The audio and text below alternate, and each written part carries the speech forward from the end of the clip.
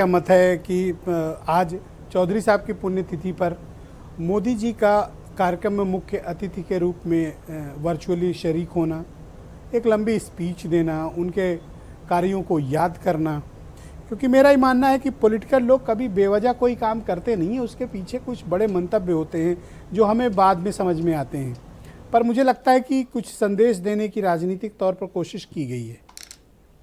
देखिए, ज़रूरत सब कराती है। चुनाव है, वोट मिल रहा है, बीजेपी का नारा है 75+ का।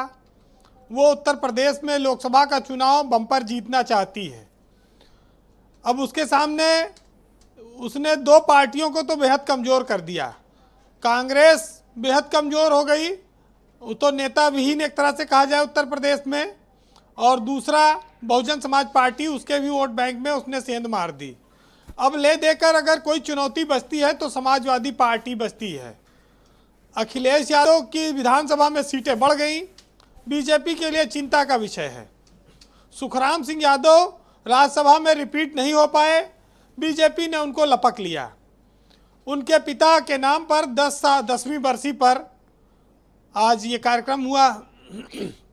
जो ये सेंट्रल यूपी है, जो ये यादव लैंड आप जिसे कह सकते हैं, जिसमें इटावा, मैनपुरी, फर्रुखाबाद, फिरोज़ाबाद और तमाम सारे ज़िले जो आते हैं, कासगंज, एटा, यहाँ पर समाजवादी पार्टी का गढ़ रहा।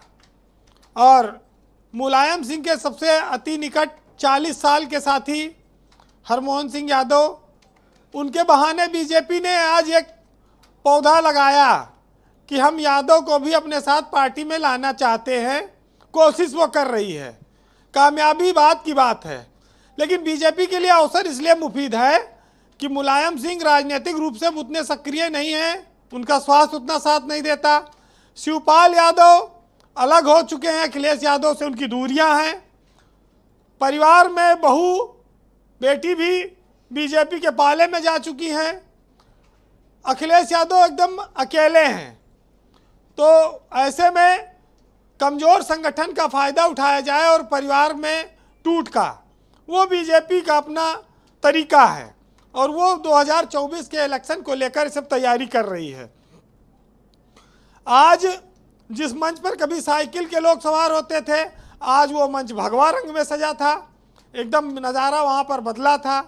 तो स्वाभाविक है कि आज यादव लैंड में इस बात की चर्चा होनी चाहिए कि क्या समाजवादी पार्टी के वोट बैंक में बीजेपी सेंधमारी करने में कामयाब हो पाएगी या नहीं।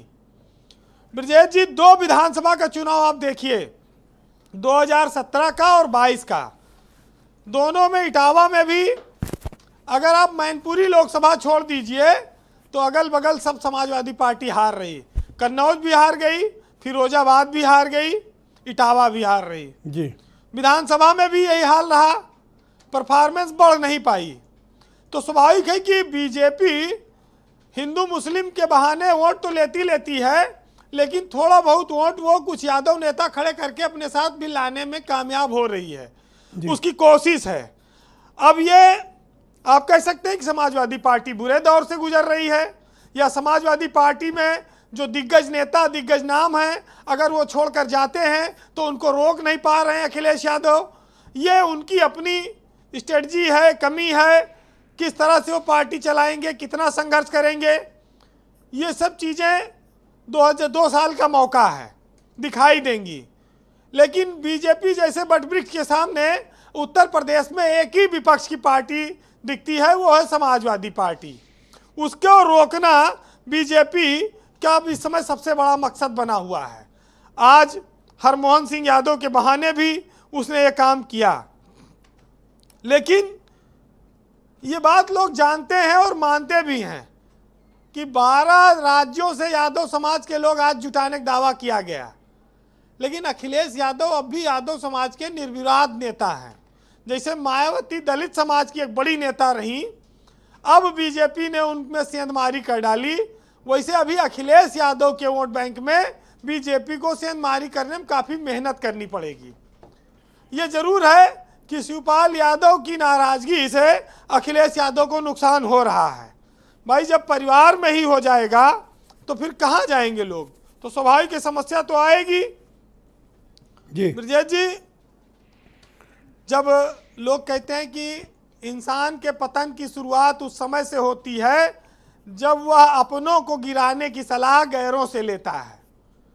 सियासत में भी इस तरह के बड़े सारे उदाहरण हैं, लेकिन हर चीज का एक दौर है। आज बीजेपी का एक दौर चल रहा है। एक जमाना कांग्रेस का चला जिसने इस देश पर 60 साल 50 साल राज किया, वो भी आज 30 साल से सत्ता से बाहर है। तो बहुत सारी चीजें ऐसी होती हैं जो अपने बस में नहीं होती। विपक्ष चाहे जितना कोशिश कर ले, चाहे जितने मुद्दे उठाता है, जनता उसको खारिज करती है। वो मोदी में देश की संभावना देखती है, योगी में देखती है। भाई आज कांवड़ियों पर फूल वर्षा हो रही है, दरोगा जी उनके पैर में मूव लगा रहे हैं, आज हिंदुओं में जयकारा लग रहा है। तो बीजेपी का वोट बैंक डेडिकेटेड होता जा रहा है, बढ़ता जा रहा है। जो ठोको नीति थी अब वो मालिश नीति पे चल रही है पुलिस। तो भाई जब इतना परिवर्तन है तो स्वाभाविक है कि इसका लाभ तो बीजेपी लेगी ही। और बाकी चुनाव के समय तमाम सारे हथकंडे होते हैं, आप जानते हैं सब। जी वीरेंद्र जी, लेकिन जो लोग टूट कर गए उनको रोकने की जिम्मेदारी अखिलेश यादव की थी। उनको रोकना चाहिए। अगर वो नहीं रोक पाए तो ये उनकी राजनीति का एक कहा जाए नाकाम पक्ष है। इस तरह से नहीं चलेगा कि जो लोग जा रहे हैं उनको जाने दिया जाए। मुलायम सिंह में शायद ये चीज़ नहीं थी। वो अपने लोगों को रोकते थे, पकड़ते थे, बुलाते थे, संघर्ष ज़्यादा करते थे। अब अभी शायद अखिलेश यादव के पास वक्त है, उनके पास उम्र है, वो लंबे समय तक राजनीति करेंगे। लेकिन जब पार्टी और संगठन मजबूत रहेगा तब, अगर वहाँ कमज़ोर पड़े तो मायावती जैसा हाल बीजेपी उनका करेगी, क्योंकि बीजेपी इसी कोशिश में लगी है। जी बहरहाल ब्रजेश जी, एक साहित्यकार ने लिखा है कि तुम्हारे पास ही रहते न छोड़कर जाते, और तुम ही नवाजते तो क्यों इधर उधर जाते। और जो मिला उससे गुजारा न हुआ, जो हमारा था हमारा न हुआ, हम किसी और से मंसूब हुए, क्या ये नुकसान तुम्हारा न हुआ। बहुत शुक्रिया आपका वीरेंद्र जी, बहुत बहुत धन्यवाद।